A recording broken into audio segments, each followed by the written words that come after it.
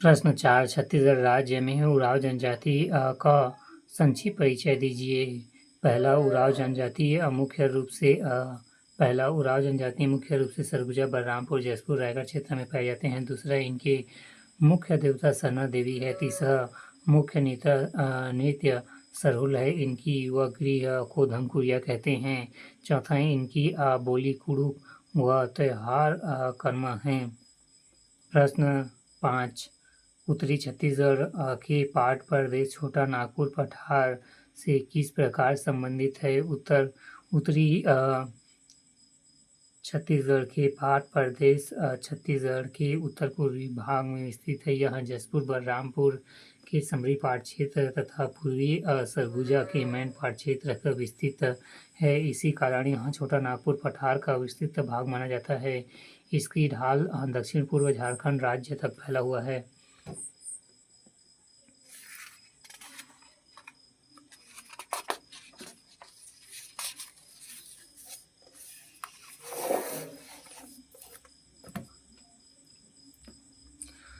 प्रश्न 6 छत्तीसगढ़ में जंगली हाथियों के प्रकोप का मूल कारण क्या है? उत्तर, मूल कारण पहला, मध्य प्रदेश, झारखंड और उड़ीसा से जुड़े छत्तीसगढ़ को हाथियों का कॉरिडोर माना जाता है।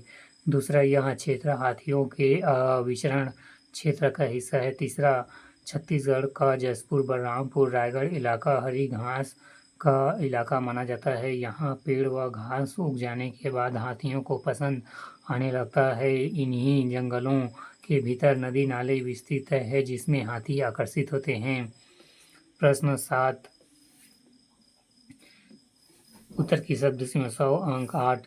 प्रश्न 7 छत्तीसगढ़ की जनसंख्या की व्यावसायिक संरचना के अंतर्गत अन्य कार्यों में संलग्न जनसंख्या का प्रकार व विवरण दीजिए। उत्तर, समाज एवं परिवार के जीविकोपार्जन के लिए की जाने वाली उत्पादक आर्थिक क्रियाओं को व्यवसाय कहते हैं। किसी प्रदेश की व्यावसायिक संरचना वहाँ की आर्थिक विशेषताओं को प्रदर्शित करती है। व्यावसायिक अध्ययन से ज्ञात होता है कि प्रदेश में वास्तव में पशुपालन, कृषि एवं उद्योग का स्तर कितना है। किसी भी क्षेत्र की जनसंख्या को दो भागों में बांट सकते हैं। पहला, क्रियाशील जनसंख्या। इसके अंतर्गत वह जनसंख्या आता है जो आर्थिक वस्तुओं और सेवाओं के उत्पादन में संलग्न होते हैं, जैसे कि युवा मजदूर 18 से 60 वर्ष तक। दूसरा, अक्रियाशील जनसंख्या। इसके अंतर्गत वह जनसंख्या आता है जो अपने आवश्यकताओं की पूर्ति हेतु किसी अन्य व्यक्तियों पर निर्भर होता है,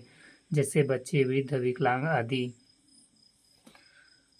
जनगणना 2011 के अनुसार राज्य की कुल जनसंख्या 2,55,45,198 है, जिसमें कुल क्रियाशील जनसंख्या 1,21,25,255 जो कुल जनसंख्या का 47.68% है। व्यावसायिक संरचना के अंतर्गत अन्य कार्यों में मुख्य रूप से ट्रैक्टर, ट्रॉली, खेत, वनोपज, क्रय विक्रय, सब्जी फल उत्पादन, बागवानी, बकरी पालन, मुर्गी पालन, मछली पालन, कृषि विकास, ट्यूबवेल खनन कार्य, वनोपज, वनौषधि, वर्मी कंपोस्ट, खाद निर्माण तथा विक्रय व्यवसाय, बैल भैंस जोड़ी, गाड़ी, मशरूम खेती, बिजली टिलर, जैस्मिन की खेती, पंप सेट, बढ़ई, beauty parlour, cycle repairing, hotel, dhaba, auto parts, electronics, fast food, restaurant, bakery, kirana, masala उद्योग, टाट पट्टी, बुनाई व्यवसाय, पोहा मिल, हॉलर मिल आदि शामिल है। उपरोक्त सभी तथ्य छत्तीसगढ़ की व्यावसायिक संरचना को दर्शाते हैं।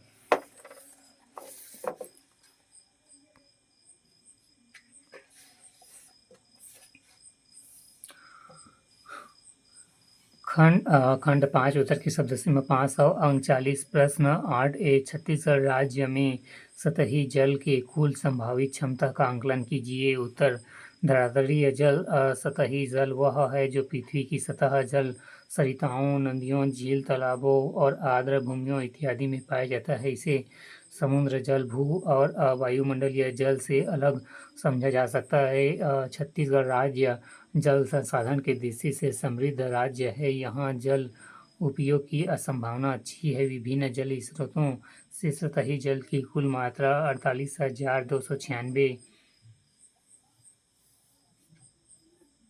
मीटर या मीट्रिक घन टन मीटर है, जिसकी 47,720 मिलियन घन मीटर भाग का उपयोग में लाया जाता है, जो कुल सतही जल का 86.4% तथा छत्तीसगढ़ में वर्मी भू भूगर्भीय जल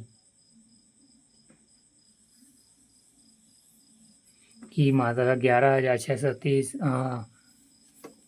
घन मीटर, जिसकी मात्रा का 44% ही उपयोग में किया जा रहा है। इस तरह छत्तीसगढ़ में सतही जल के साथ साथ भूगर्भीय जल के उपयोग से सिंचाई क्षेत्र में वृद्धि की जा सकती है।